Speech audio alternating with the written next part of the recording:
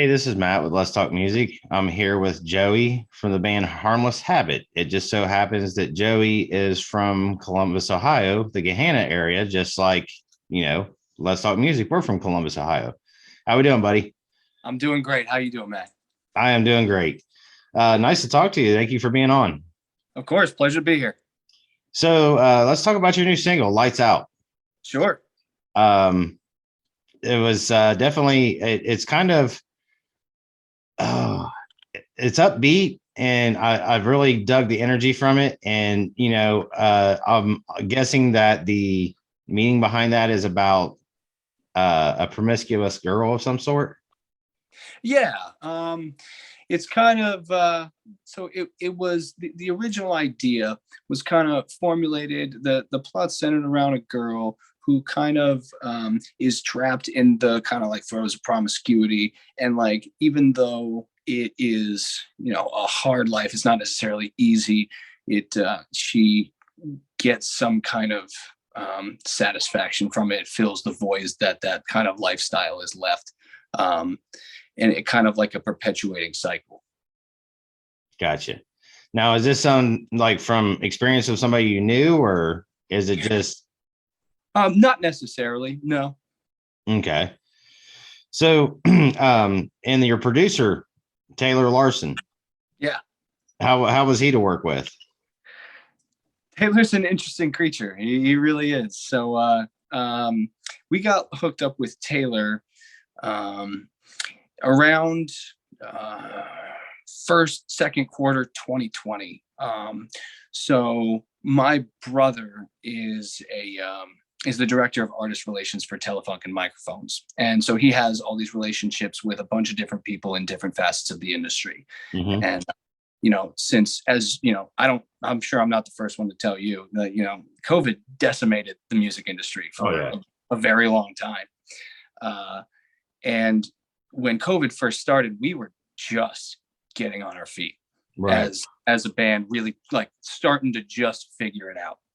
And so what we kind of did was my brother put us in contact with Taylor, and he was like, let's take your bar of production from here to here, like, Right. and then by the time either the pandemic is over, things start opening back up, all that kind of stuff, you're just going to come out swinging. And so I want to say Lights Out was the fourth single that we put out Mm-hmm. post pandemic. Yeah, we released Lights Out in January of this year. But in terms of like working with Taylor, his ear is absolutely unmatched. He brought not only our production value, but our songwriting to another level, because it's interesting working with people like of that caliber who can make suggestions that you wouldn't necessarily think about, use production techniques that you wouldn't necessarily consider. Mm-hmm. So it was definitely really, it was a really nice experience to be able to work with him. Awesome. So, how did the band form? So Harmless Habit started when myself, Rin, the drummer, and John, the guitar player, met at Berklee College of Music in Boston. Nice. That's where the three of us attended college there. And, you know, funny story. I used to throw crazy parties, right, in college. And I had a class with John. And I had known him through, he used to come to my parties, whatever. And one day we're sitting in class and I was like, hey, you want to come watch me eat a spicy sandwich? There's this place. It was a roast beef sandwich place that had a thermonuclear challenge. It was a roast beef sandwich with ghost pepper sauce on it. And I Nice. was like, "Hey, you want to come like watch me do this freaking challenge and maybe film it?" And then John asked Ren. He was like, "Hey, you want to come watch this kid eat a hot sandwich?" And then they did, and they found out I was a singer and not a guitar player. Because when you're at Berklee, everybody just assumes you're a guitar player. Right. It's so oversaturated with guitar players. And so as soon as like we started getting to know each other, and they realized I was a singer, we put together the band, just the three of us plus one of my other buddies at the time, the original bass player Trevor. And then John, being from Columbus, said, "Hey, I know this producer. I don't know if you've ever heard of him. His name is Micah Powers. He ran Bird's Eye Audio in Columbus for a while, around 2016, thereabouts. He said, "Hey, I know this producer. Why don't we go cut an EP?" And so we said, "All right, sure." We took I think it was spring break of 2016, and came to Columbus, cut an EP in Creekside.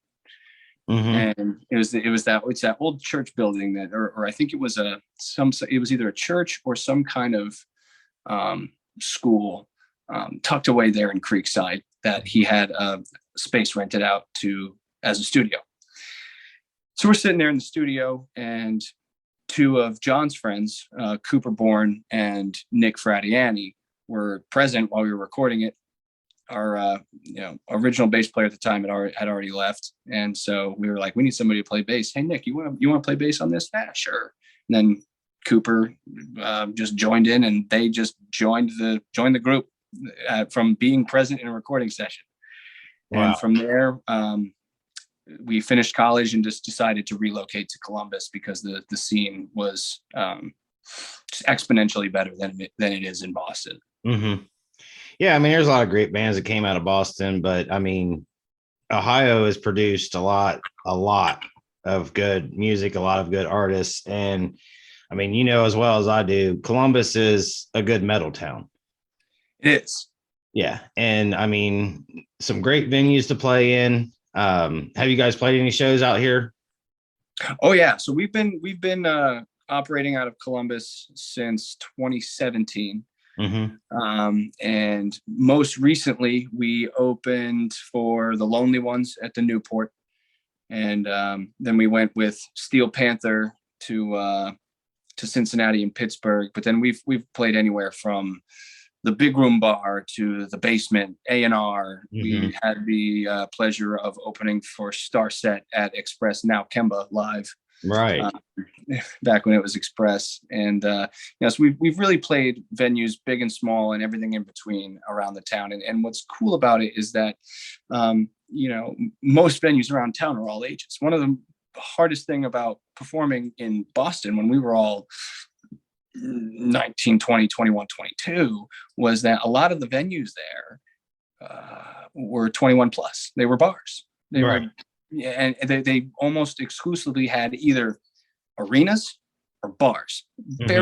Very little to go with on terms of like the mid-sized venue. And that's what I love about Columbus. There's so many awesome just mid-sized venues that you mm-hmm. can either put together a bill of locals or hop on with a regional or national act and be able to easily fill a room with a 400 cap with a small to medium following.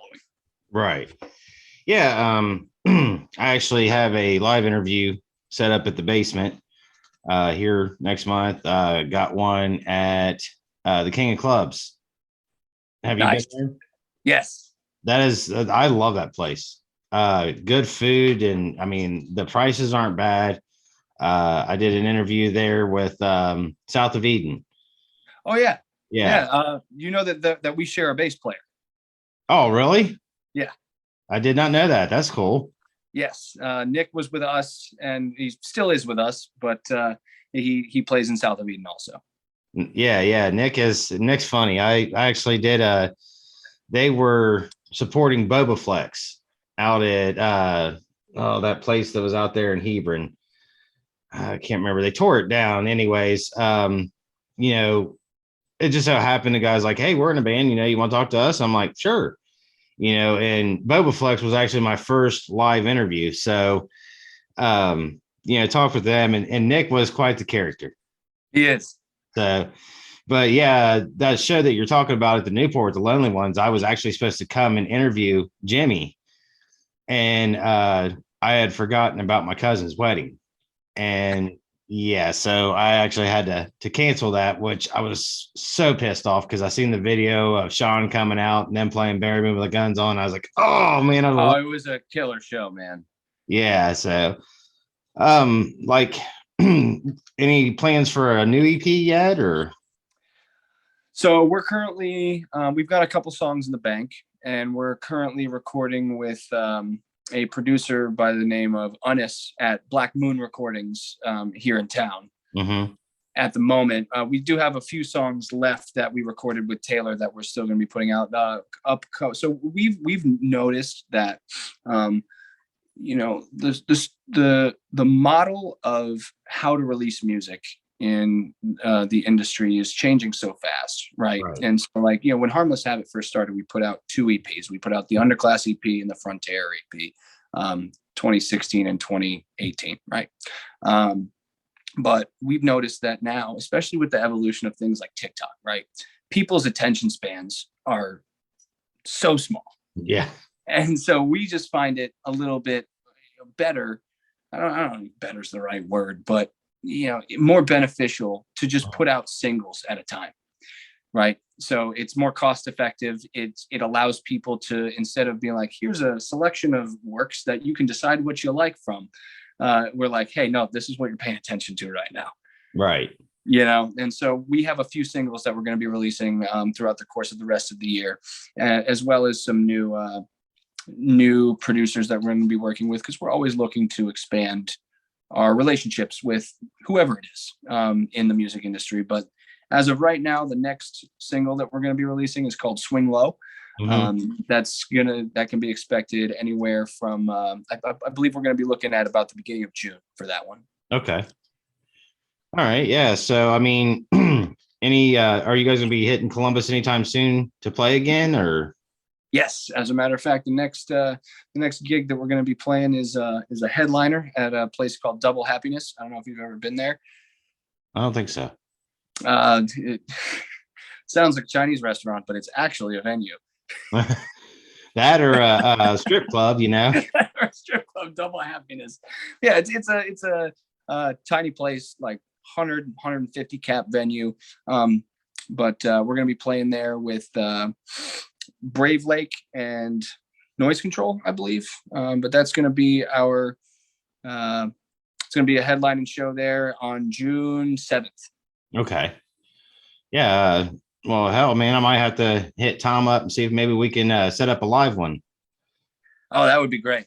Meet with the other guys and everything. And, photo passes are nice, and, be able to put some of your pictures up on my website and whatever. So, yeah, I mean, definitely, I don't mind the Zoom thing. It's kind of cool, but I love the live ones. Like when I did one, it's been about a year now, I think, with the Lonely Ones, when they played at the Newport. Jimmy takes me inside, and I walked along the backside of the stage, and I just stopped for a second. I was like looking, and he's like, "What?" And I was like, "Man, do you know how many freaking people have been on this stage?" I'm like, my brother got drunk with Angus Young here in 1978. I'm like, this is just like, it gave me goosebumps. Then we go to the green room, and I'm thinking, man, the history in here. So it's for me, it's a thrill, man. Cause like, I love music. That's like my passion. And it's just good passion to have. Yes. I'm not I'm not a talented musician or anything like that. But one of the things I do is I retain a lot of information about music. And, I thought, hey, why not try to turn it into something, interview people, do this website, whatever. And, it's been great, but Sure. it's kind of like, it's like watching a video and actually seeing it live. You know what I mean? It's just completely different. Absolutely. So I definitely would love to do some, this summer, get out and do some live interviews, just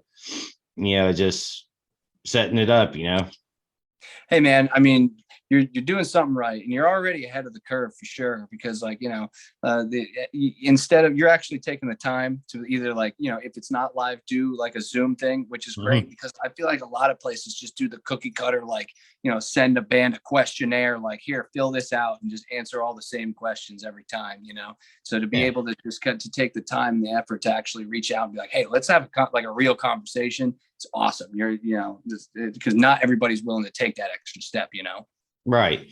And I mean, it gives me a chance to, learn about the artists, because I got to do some research, I'm not just going to say, hey, tell me, what's your name? What do you play? What do you do? That's kind of boring.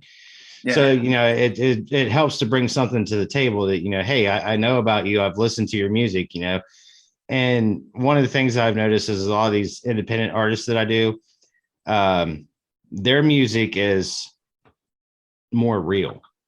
You know what I mean? It's not, as one guy called it, manufactured music. Sure. He's like, we ain't got all the click tracks and this and that. And I was like, that's cool. I said, because I've actually picked up, at concerts, well, that dude just screwed up, but just keeps on going. Mm. So it's great to be able to do, talk to these people that are, just kind of getting their feet wet, or a couple of bands I've done have been in it for a little while. And I mean, to me, it's almost better than like if I was to get somebody like Metallica or Ozzy or something, because you guys are more willing to talk to me. You're more willing to share, your experiences and whatever is, whereas big bands like that, they've been to so many interviews. It's just like, got to do this again. Feels like a chore to Right. the bigger guys. Yeah. Right. So, I mean, I've really enjoyed it, man. I mean, like I said, I've done a couple of bigger ones. I did Tommy Vext and Keith Wallen from Breaking Benjamin, Nice.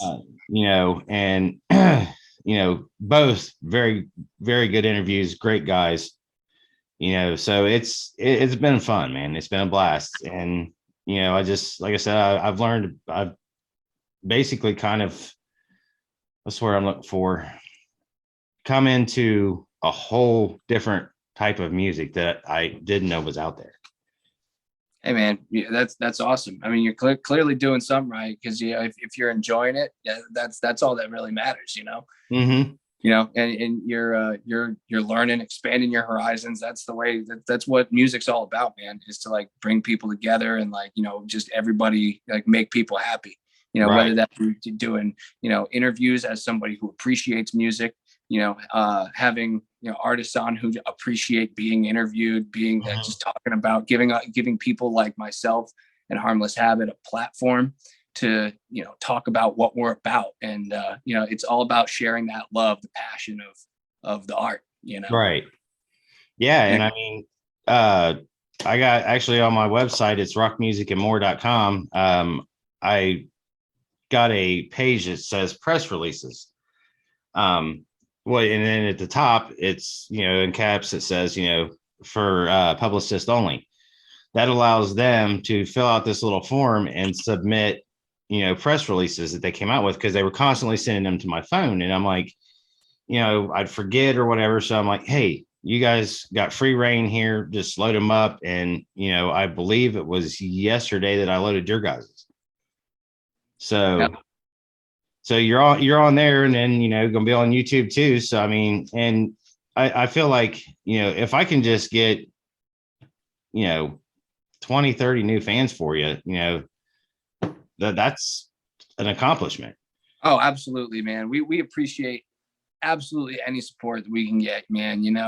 Like we like to think that we stand for something a little bit that means something to people. Mm-hmm. Like I write a lot of the time. Yeah, I write words that come from the heart, come from real emotion, and try to get people to feel things. Like, I don't know if you listened to the first single that we put out post pandemic was called "Still No Paradise," Mm-hmm. and yeah, I wrote that song about how sometimes the world is shitty and you don't want to keep living in it, but here we are, still living in it, Right. and because we keep on keeping on.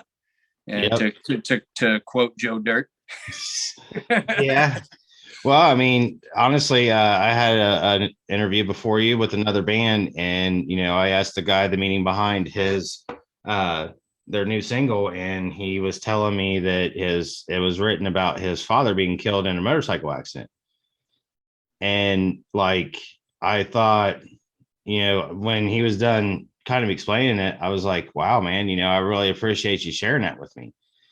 And I think that's one of the things I also enjoy about this is it's, I'm setting up, it's not just, for views or whatever. I'm setting up a connection with this person. Like after I've done, several interviews, I've had people send me Facebook requests, and they'd see pictures of their family and their, their friends and stuff. And and like you said, how the music community is.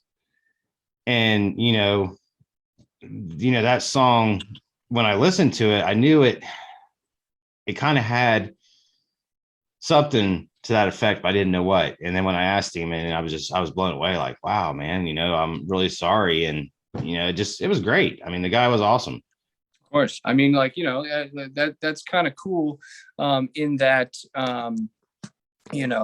let me ask you a question. Did that song, like, was it a little bit more vague, like when you listen to it?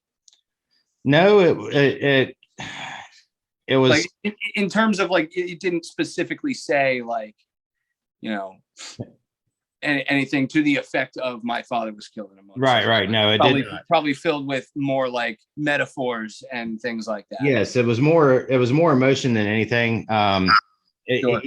He kind of said, from the beginning of the song to the end, it's like telling a story. Sure. And, it just, yeah. I mean, it's a good song. The band's called Ventress. They're out of Baton Rouge, Louisiana. I mean, good dude. I'll be throwing that up on YouTube with yours tonight. So, but yeah, man, I mean, it's been great. It's been enjoyable. I mean, all the publicists I work with are great. I think Tom might have been the second one I ever connected with. And he would just send me different things. And then he's like, hey, do you do interviews? I'm like, yeah. And yeah, I mean, they've been great. I mean, and these people, the stuff that they do for you guys, with the press releases and everything, I mean, they truly, have your best interests in mind. Absolutely. And Tom's a great guy. Tom is an awesome guy who's just in this because he freaking loves music. He's one of those guys that just has a passion for music in all shapes and forms. Right. And he just does it mostly for fun. I know he has his like, publicity. He's got his business with his wife, but like when I talk to him, the passion in his voice is just so awesome and refreshing to hear, because most of the time in the industry, you don't encounter people who have your best interests at heart, especially when it comes to the business aspects of the industry. A lot of the time they're just looking to line their own pockets. They don't care about you. They don't care about your talent.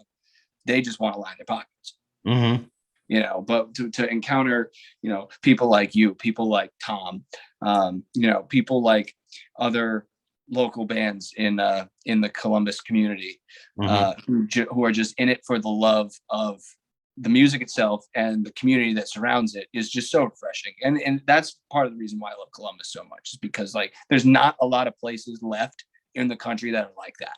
Right. With real, genuine passion behind the people. Yeah. I mean, there's some, you got Starset from here, Beartooth, all just kick-ass bands. So, you guys are definitely in some good company. So anyhow, I will let you get back to what you was doing. I appreciate you taking the time to join me. And you guys aren't under a label, are you? No, sir. We are independent. Cool. I just asked that because I want to post your video at the end of the interview, and you get copyright claims. It's not a huge deal, but I'm just like, come on, I'm interviewing the person that made the song. You heard him, told me I could use it, and you're giving me a damn claim. So YouTube's a little bit picky, but rules are rules. You got to follow them. So it is what it is. But yep, no, I appreciate you checking. But hey, dude, thank you so much for chatting with me. I really appreciate it a lot. Yeah, me too, man. And like I said, I'll get with Tom and say, hey, can we set up something live and come out and check you out? Feel free to shoot us a DM, and like, if we're able to get passes for the show that's coming up in June, we'll absolutely get you out there. Okay, appreciate it, man. Of course. Well, have a good evening, buddy. All right, you too, Matt. I'll talk to you later. All right.